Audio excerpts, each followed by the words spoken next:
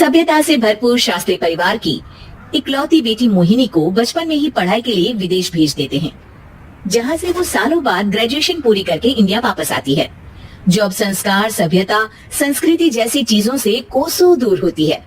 एक सुबह Mohini short dress पहने, कानों में हेडफोन लगाए जोर जोर से इंग्लिश गाने गाती हुई घर में घूम रही होती है। सुबह सुबह भगवान का नाम लेते हैं, राक्षसों की तरह चिल्लाते नहीं। पॉप्स, आपको अच्छे गाने की बिल्कुल समझ नहीं है, सो ठीक है चलो पियो। अरे मोहिनी, पापा से ऐसे बात करते हैं क्या?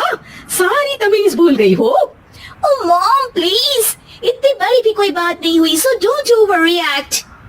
ऐसे ही दिन बीतते हैं जिसमें मोहिनी के तौर तरीके, रहने और बात करने का ढंग उसके मम्मी पापा को परेशान करने लगता है। भला कोई मानेगा कि ये मेरी बेटी है? रीति रिवाज और संस्कारों से तो इसका दूर दूर तक कोई नाता नहीं, और अब तो लगता भी नहीं कि कभी होगा।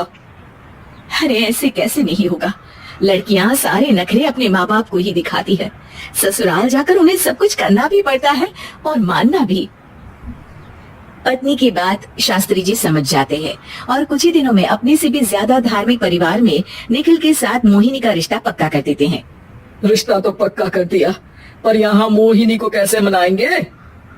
शादी ब्याह के मामले में आटे में नमक जितना झूठ तो चलता है जी।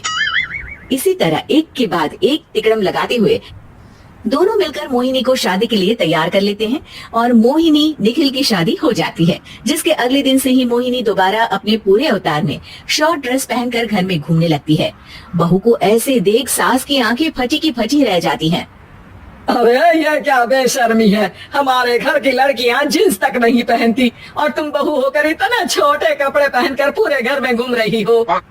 सीरियसली मॉम प्लीज, आप अपनी इस 80 के दशक वाली सोच में मुझे इंक्लूड मत करो।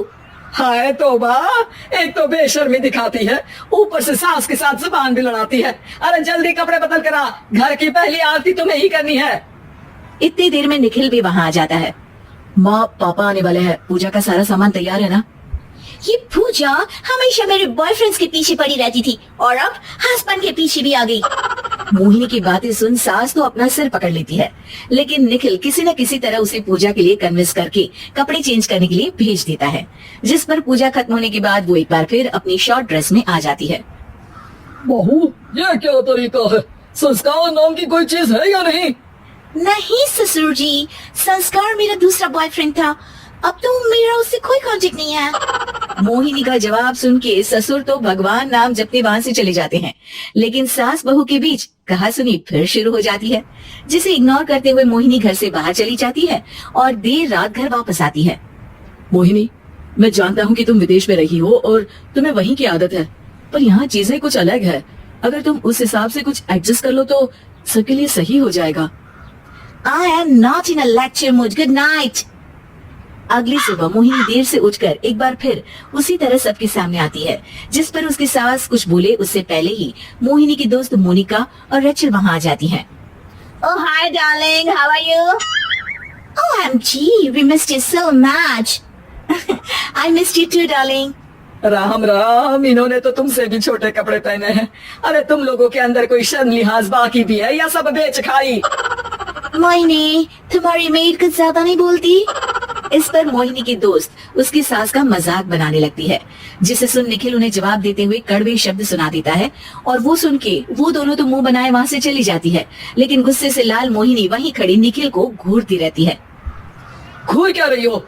तुमसे शादी की ये सोचकर कि विदेश में पढ़ी लिखी हो, घर में कोई पॉजिटिव चेंज लाओगी, अपनी करियर के लिए एम्बिशियस होगी, पर अपने इस बिहेवियर से उस पढ़ाई के साथ साथ अपने मम्मी पापा के नाम को भी डुबो रही हो। अगर तुम्हें ऐसे ही हाल रखना है तो यहाँ रहने की कोई जरूरत नहीं है। निखिल की बातें सुनकर मोहिनी रोते हुए घर छोड़कर अपनी मम्मी पापा के पास वापस आ जाती है। ससुराल में सब कुछ ठीक तो है? वो अपने आप को समझते क्या है? मोहिनी पर चिल्ला रहे? मैं क्यों उसके इशारों पर चलूं? मैं अपनी लाइफ अपने तरीके से जीना चाहती हूँ और वो न आप लोगों को मंजूर था और न ही उन्हें है। तुम यहाँ नहीं रह सकती। अपने पापा की बात सुन के मोहिनी हैरान रह जाती है। हाँ, तुमने बिल्कुल सही सुना। अगर तुम्हें अपने इस घमंड, बेशर्मी और बदतमीजी में ही जीना है तो तुम यहाँ भी नहीं रह सकती। बेटी, मैं मानता हूँ हमारे यहाँ रीति रिवाज बहुत मायने रखते हैं और हमने उन्हीं के ओवरडोज से बचाने के लिए तुम्हें विदेश भेजा था।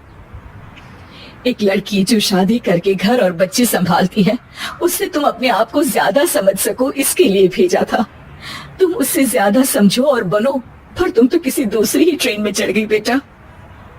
उसकी मम्मी पापा बहुत देर तक मोहिनी को सारी बातें समझाते हैं, जिन्हें सुनकर मोहिनी को अपनी गलती का एहसास होता है। वो जॉब ज्वाइन कर लेती है और ससुराल वापस आकर उन्हें मॉडर्न बनाती है और खुद भी कुछ रिवाज सीखते हुए खुशी से रहने लगती है।